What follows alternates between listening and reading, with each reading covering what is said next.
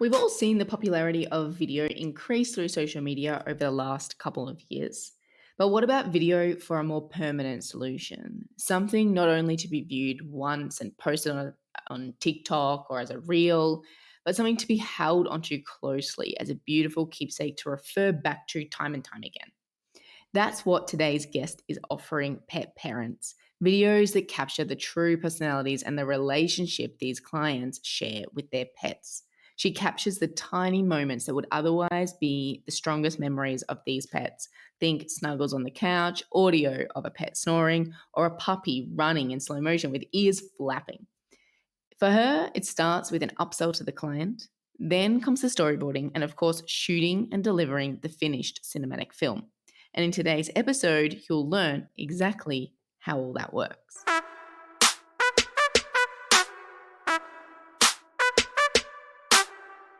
Welcome to the Pet Photographers Club. Tune in as experts share their insights to help grow your business with higher sales, creative marketing, and kick-ass business strategies. Now on to the show.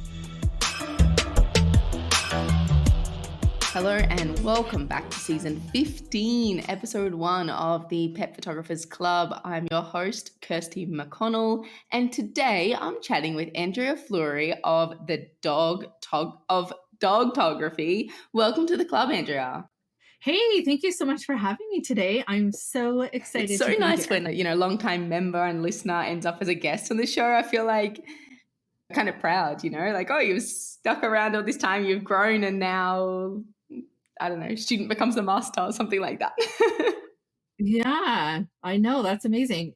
I'm very excited to be here. I am an avid listener. I love your podcast so much, and I'm honored that you asked me to be I here might just today. give like a quick back story to the listener, actually, Andrea, as to why you're on the podcast today, although maybe people will not be surprised when they hear your name. I know you're active in the community of pet photography. But basically, it's kind of a funny story. As you guys would have heard, the last episode that went live with Alex Class, I every now and again I do these random Google searches of like a location pet photographer. And I just do it to see like who's ranking, who's doing well. I stalk some websites. I, try to get outside of our bubble because sometimes, like I know like only our members or I don't know, like small groups of the industry, but not like on a wider scale. So I do these random searches sometimes. And recently I Googled a London pet photographer, which is how I found Alex. But also I found Andrea, which is hilarious because you're not in the UK at all. No, I'm on the other side of the pond. But as we were saying just before we hit record, or I was saying that that's quite a testament to your SEO, Andrea, because, you're in London, Canada, Ontario, right? Yes. And I mean, to be ranking first page for London pet photographer, competing on that high keyword, I don't know what the right terminology is. I mean, you're above like all of the people in the UK for London. And so, yeah, That's I think that's amazing. really cool. Anyway, I knew your name, I knew your business name, and so I was like, interested anyway. I clicked on your website and I saw that you've been doing these movies for pet parents. So I was straight away like, okay, she's doing something cool, something unique. I got to get Andrea on the show, even though she's not London, UK photographer.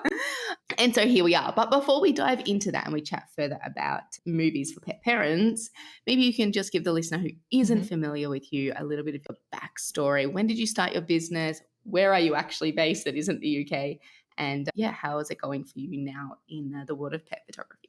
Yeah. So yeah, you're right. I am in London, Ontario, Canada. I started photography. I feel like I wanted to be a photographer my entire life, but if I'm being very honest with you, I kind of pushed away those desires for a very long time.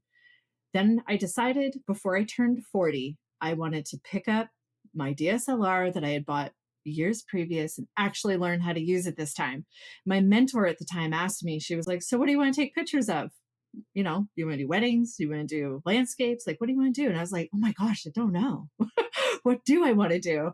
I was a stay-at-home mom at the time. So I was like, do I want to photograph kids? Like, no, I don't think so. So I looked at my camera roll and I was like, oh my gosh, I take a lot of photos of my pets. Is pet photography a thing? That's not a thing, is it? So I Googled it. turns out it's a thing. Right. So I was like, oh my gosh, I love that. My husband is a veterinarian. So I feel like just the love of animals comes very naturally to us in general. So we have a house full of animals and always have and always will. So I'm like, yeah, I think I could get out of bed in the morning for working with pets. I love that. And as a stay at home mom, I wanted something that could get me out of the house and be around other energy that isn't the wild energy of children. So that appealed to me. I signed up for courses online. I started listening and binging your podcast, and then COVID hit. So I then dug deeper into the education, and I will call it a binge learned and practiced along the way. But I did stumble into creating videos at the same time. So very early on into my journey, I came across a resource that kind of taught cinematic videography using the equipment I already had. And so I was like, oh, this is exciting. What's this video thing? Then, of course, I'm watching them and I have tears. So anytime I know something triggers like an emotion, I know I'm onto something. And I was like, I got to dig a little deeper into this video thing and how could I apply it to pets? So I just learned all of the content that I could about creating what I call like cinematic film. Actually, I don't really love using the word video, but I know video is, how it's used kind of in today's audience, get to video. I love the term like film. It's like, to me, it's the same as like taking a snapshot or a pic versus a portrait or an image, right? So that to me, the lingo, but you want to speak the language that people understand. So video is cool. And I dug into that and I was like, oh, I'm really enjoying this. People were loving it. I did a whole bunch of free work, like in the beginning, right? As kind of we all do, just to kind of like test it out, see if it's resonating with people. And yeah, I mean, that's how I kind of got into doing video. And now I've just kind of integrated it into what I offer in my services. So, what I hear that I think is really cool is that your passion for photography came first, I guess, from years ago. You finally turned it into, something to follow professionally just before COVID, which just recently I spoke to Carol Ascott actually, and she had a similar kind of story, although she studied photography at college. Go back and listen to it, guys, if you haven't heard that interview yet. Super inspiring, actually, how she just stuck it to the man. But anyway, yeah, so it's like this kind of common theme I'm seeing at the moment where people have, something's triggered in them years later, like, now is the time, now I'm going to do it. Anyway, so you've done that. You've started with like searching for what am I going to do photography wise, decided you love pets, found out that pet photography is a thing, which you're lucky you're looking now, because if you had looked 15 years ago, it would not have been a thing. Ask me. Yeah. Yes. But then, I mean, video or cinematic films for pets, Yeah. that isn't a thing yet. Let's be real. And so even though you had the reassurance and decided to pursue this photography dream, I suppose, because you saw somebody else was doing it, even when you saw that nobody is really doing the video, you're still pursuing that. That's really cool, I think. So, okay, let me just get like an overview because I'm getting all excited here and not even asking any questions. So let me just get an overview here of where your business is at now. So you started just before COVID, then you took that time to knuckle down your education, you said. From, when everything opened back up again until now, what's it been looking like for you day to day? Are you shooting daily, weekly, monthly? Are you getting paying clients? What are they spending with you? What are they coming for? Is it the films or is it the stills? What does your general business look like today? I took a year to really hone in on the practice and the craft of photography. I did kind of decide early on, I was like, okay, I love doing the videos, but I need to get good at something if I want to turn this into a business. So am I going to focus on video or am I going to focus on photography? And just like you said, to speak to what you just mentioned, people don't sit there in their houses right now or looking at their dog and go, man, you know what I really need is a cinematic film. Gosh, my life would feel complete if I had a cinematic film of my dog. People aren't thinking that. They're thinking, I need a photo shoot, right? So I was like, okay, I think I'm going to go the photography route first. And I mean, I didn't give up video right away. It kind of was just more on the side. So I built up the photography, I built up all my education and everything around that. I practiced that a lot. And then on the side, I was like, could I do a film with your dog while I'm doing pictures? So I tried to build it in to do both. Quickly realized that video and photography use two different parts of your brain. So it was a struggle. I actually bought, so when I invested in all of my gear, because I went all in, Kirsty. I don't do anything half done. I went in and I bought a Canon R6 and a Canon R5 so that I could have both, like one tethered to me and the other one in my hand. I could do stills with one and video with the other. And I did that and I made it work. It was really hard, but I did it. And I was like, okay, like I could offer both as one individual, but where I'm at now is I have an assistant.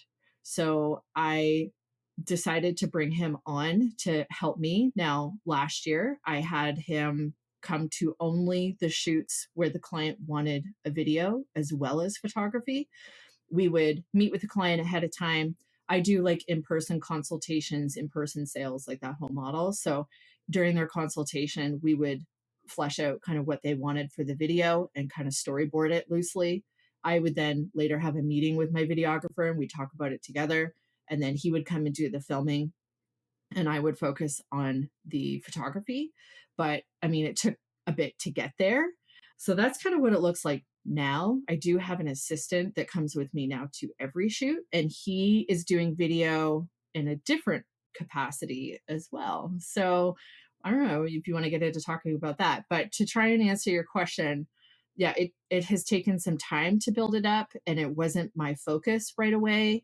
Still do not have people that are organically coming to me saying, gosh, I really want that video. I really want a video.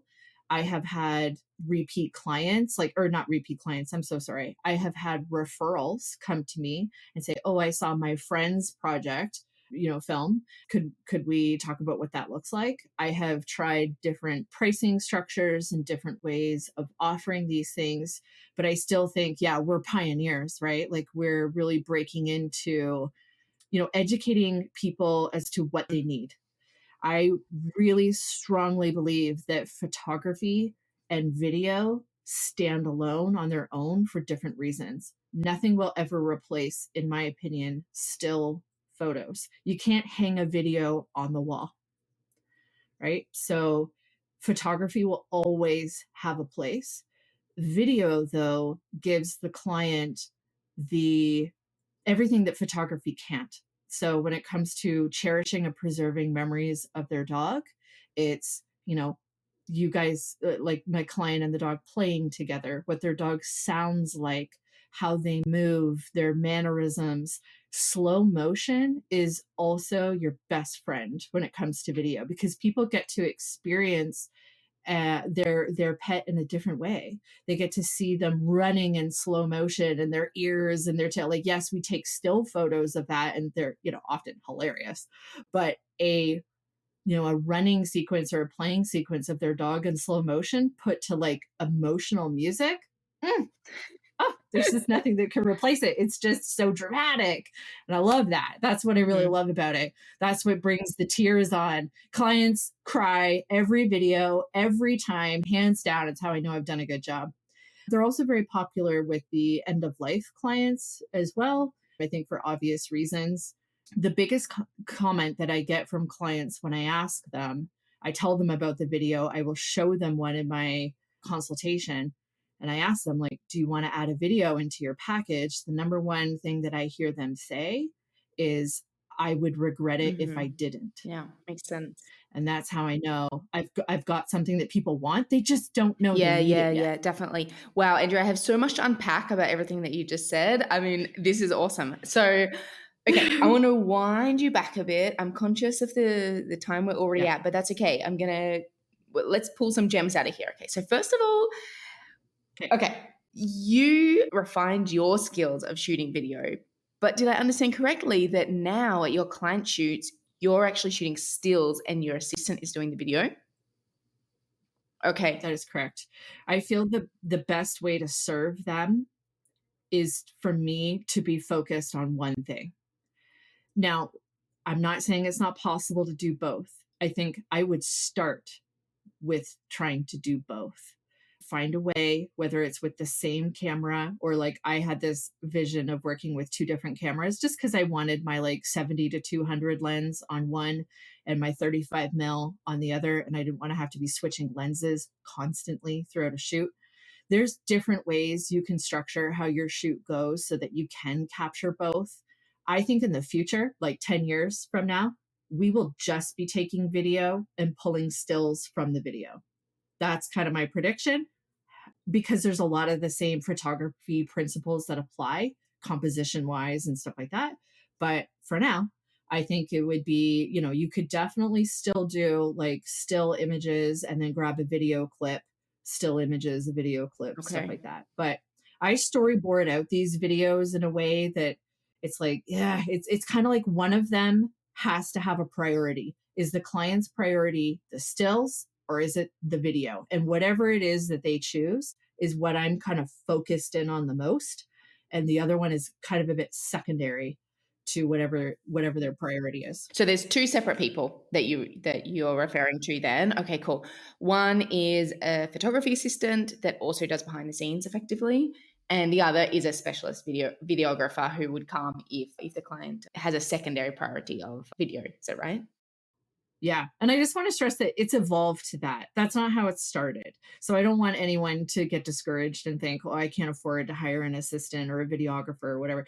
You build that into your cost of doing business as Yeah, well, yeah, by for the sure. way.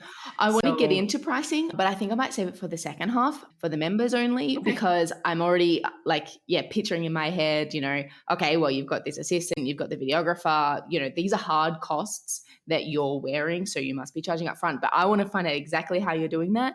Let's do that in the second half. I just want to stick with this assistant Mhm. for a minute because I think it's quite interesting that, I mean, you're relatively early in your journey of a photography business and to already be having, two subcontractors effectively, Mhm. it's kind of rare to hear that. So I just want to ask you just briefly how you went about finding these two separate characters. Mm. Okay, so last year, this only started last year, I started up my YouTube channel and I didn't want to do everything all by myself. So I hired my 16-year-old niece. And she was my first videographer. She was an active TikToker and, very well versed in social media and YouTube.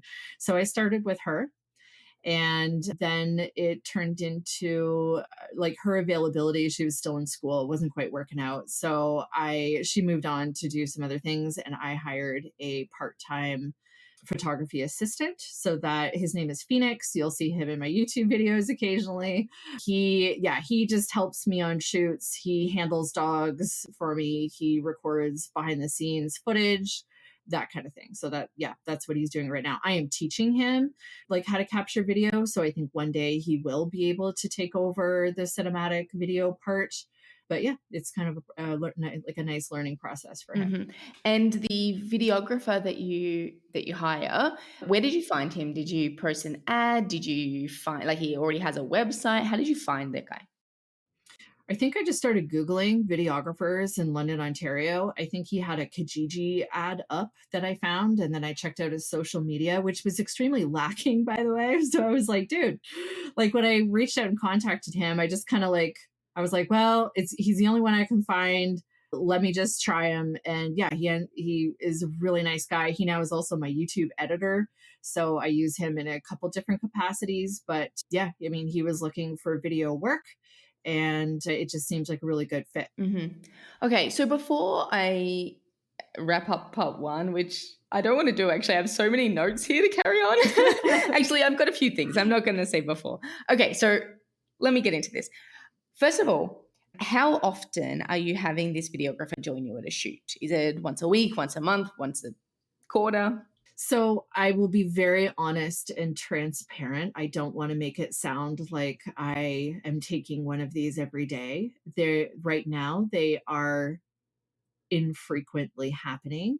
would I love every client to want a video? Yeah, that's the end goal, right? I want every client to be like, of course I want a video. What a stupid question, right? But we're not quite there yet. Like, people need to be able to see how it benefits them. And I think people see it. But when it comes down to the investment part of it, everyone has different motivations, right? If they want a piece of wall art on their wall, then I kind of don't even bring videos up.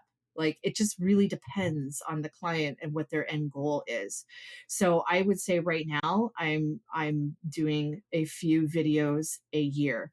It is my pitch to include the video as part of my album package, and I can get into why I do that later and why I think it works really well. But yeah, I don't sell many standalone videos. I usually have photography combined in there with it somehow. Okay, yeah, that makes sense.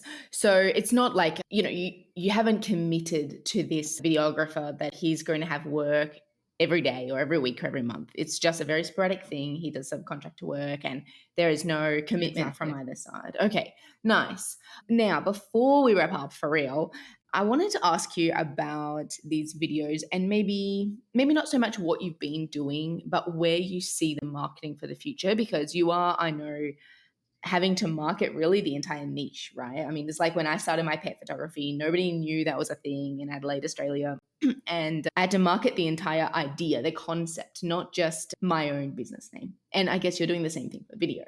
So we might get into that like in quite specific in the second half, but just for now, how do you see it going in terms of like, are you planning on focusing on maybe promoting it as something for end of life? Because you mentioned that earlier, or for puppies, because both of the examples you gave earlier, you used the word remember, I think was one of the words you used.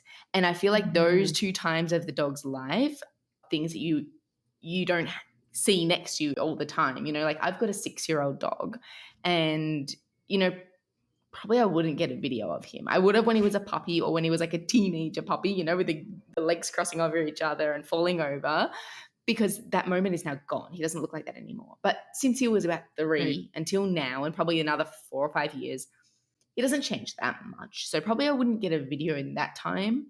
But then I have a Mhm. 14 and a half year old dog, and Mhm. probably I would want some video of her, like you said, to remember certain things. So, for example, she has a problem.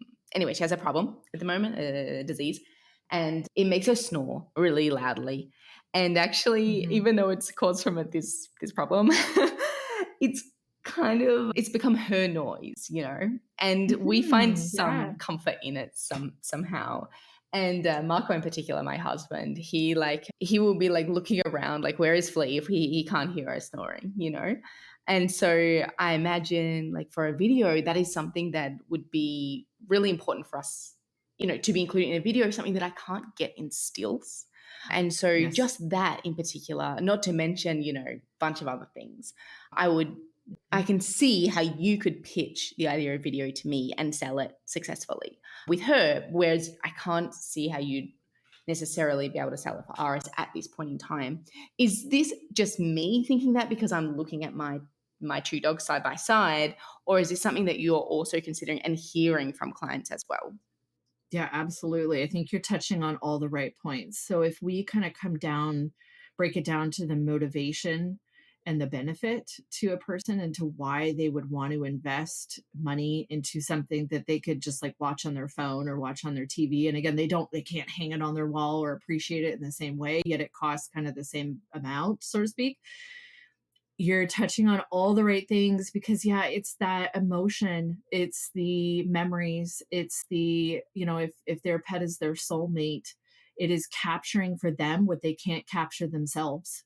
So it is you know the human and their pet together. It's almost impossible to capture like cinematic footage of you and your pet having a cuddle session together on your own. And that's how I think we're all of service to our clients, right? Like, we're capturing things for them that they have a hard time doing on their own. And this is definitely one of those things.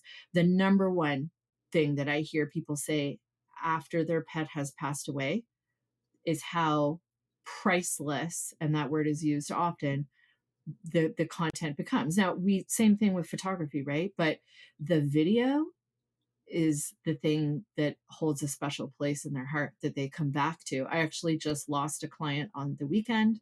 I had done a video for her a couple of years ago, like back when I first started, Cocker Spaniel, and she just passed away. And, my client was like, Andrea, I am so glad we did this video then. Now she was a senior dog. And, you just never know, right? You never know. So I think I'm not going to call it end of life. I'm going to call it senior, senior videos, I think are where the benefit, the motivation, the desire is at, that you could easily tap into and not have to convince people. It's Mhm. a no-brainer at that point. Mhm. Yeah. Especially, like, I would almost call it something to like memorial, or maybe more memorial sounds too funeral-like, but like Mhm. something more emotional.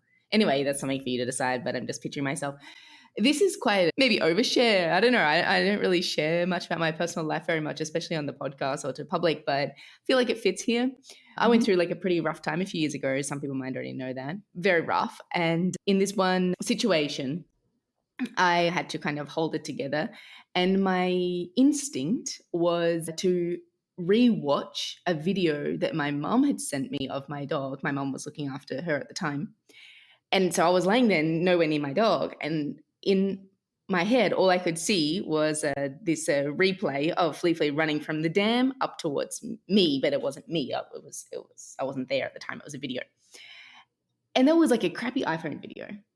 And on like my mum shot it, so it definitely was terrible. It's like she's worse with photography and video than she is with cooking, and that says a lot. I hope she doesn't ever listen to this. Actually, I give her plenty of shit about her cooking. It's fine.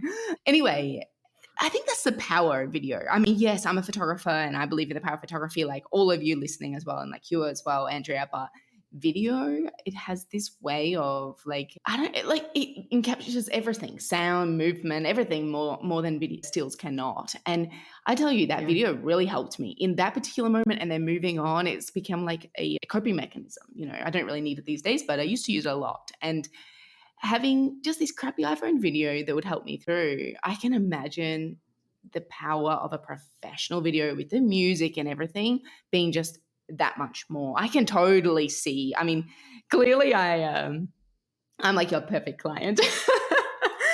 Oh, But yeah. I'm my own perfect client. We probably all have like mhm, a story like that of our own, of a pet that has passed. And we're like, yeah, I mean, we kind of cling to what some of the final memories are. I have the mhm, same iPhone video on my phone of my cat Boots, 12 years ago passed away. And it's a video of him in his last week of life, him and I chilling on a cozy chair in my backyard, and the birds are tweeting in the background, and he's rubbing his face up against me, and I'm giving him a scratch and a tickle, and it's like, that is worth gold. I have that backed up probably 10,000 times in 10 different places. You know what I mean? And it's the same. It's like, if we can deliver that for a client, those I don't want to call them last memories, but that picture of the good times that they're having, and you storyboard that out as well with your client, right? It's like, mhm, what do you and your dog do together that is meaningful? mhm. Like, how could I, like, what are we going to do? Let's pick a couple different things and we'll take a video of a few different things. I want to get into that, Andrea, in detail, actually, because you've mentioned storyboarding a few times now. But yeah, I'm going to save that for sure. So I want to get into more for the pro, like for the members. I want to get into more about marketing this niche, because this is something that lots of pet photographers are also still doing around the world. Okay, in Canada, the US, Australia, New Zealand, some parts of the UK, pet photography is a thing, as you mentioned at the very start of this interview, Andrea, that you Googled pet photography and you learned it was a thing. It is in all of those places. But in many other places, it's still very new. It's still an emerging market, if it's even a market yet. And so to hear maybe what your plan is and how you're going at marketing this video niche, I think it's going to be really interesting for the listeners in terms of marketing photography as pet photography as a niche as well. So let's get into that like nitty gritty for the members. Also storyboarding, because you mentioned that pricing, YouTube videos you've mentioned a few times now. I've got so much I want to ask you, but we're already like half an hour in. So what I'm going to do, I'm going to wrap up part one now. Before we do that, first of all, where can the listener find your photography and video galleries and examples of what you do? Yeah, so I hang out predominantly right now on Instagram. So you can find me at dogtography.ca. There's a lot of dogtographies out there. So put in the .ca. That's how you'll find me directly. Facebook, same thing. YouTube is Dogtography Education. And yeah, that's kind of where you can find me right now. Cool. Now, I know that you've like really refined your process when it comes to video, talking about storyboarding that we're going to get into shortly, and, working with an assistant. You're actually teaching your current assistant a little bit of video at the moment. You've got hands-on experience with it as well. You do have a plan of helping other photographers introduce video. So where can the listener go if they do want to learn from you when it comes to that? Yeah, I am building a wait list. So I need to see that there's proof that there's other people out there like me that want to learn how to get into video. So if you want to jump on my wait list, that will really help me make the vision of my video creation course come to life. So you can find that at dogtography.ca/video waitlist. Perfect. And as always, I will put the links in the show notes to that, to the waitlist, and also to your photography website as well, Andrea, so everybody can check it out. And yeah, so don't worry if you've missed anything, just head on over to thepetphotographersclub.com/the-podcast, search Andrea, or you can search video or any of the other terms that we've mentioned, and you will certainly find this. But it's going to be season 15, episode 1. So you'll be able to find it there. That is part 1 of this episode. If you're a member of the club, of course, you can continue listening to part 2 in the member zone or via your private RSS feed in your favorite podcast player. Don't forget, if you're not a member, of course, you can join today. It's just $10 a month. You get tons of perks by being a member, including, of course, the biggest one, hearing the full version of every episode and not having to hear this midway point, as well as discounts for courses and a bunch of other things, member meetups and these kind of things. So head on over to thepetphotographersclub.com/join to join us today.